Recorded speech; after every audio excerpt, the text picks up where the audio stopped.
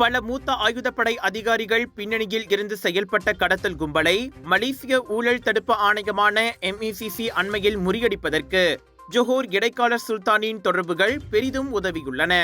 MECC தலைமை ஆணையர் Tan Sri Azam Baki அவ்வாறு கூறியுள்ளார்.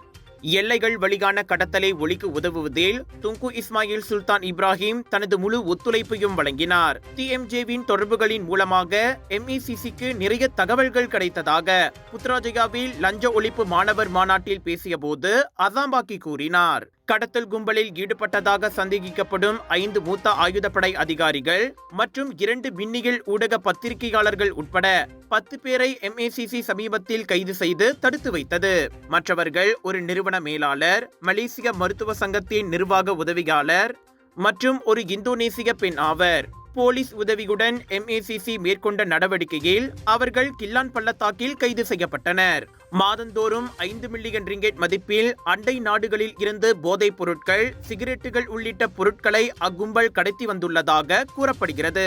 63,000 ரிங்கெட்டுக்கும் அதிகமான ரொக்கம், போதைப் பொருள், எடையிடும் கருவிகள், மதுபானம் மற்றும் போலி துப்பாக்கிகள் ஆகியவையும் பறிமுதல் செய்யப்பட்டன. உங்கள் சிறந்த ஆரோக்கியத்திற்கு அளவான எண்ணெயுடன் சிறந்த முறையில் தயாரிக்கப்பட்ட சைவம் அசைவத்திற்கும் பொருந்தும் சூப்பர் ஊறுகாய், பச்சை கொடி சிவப்பு மீன் சின்னம் கொண்ட ஸ்ரீ மீனாட்சி ஊறுகாய்.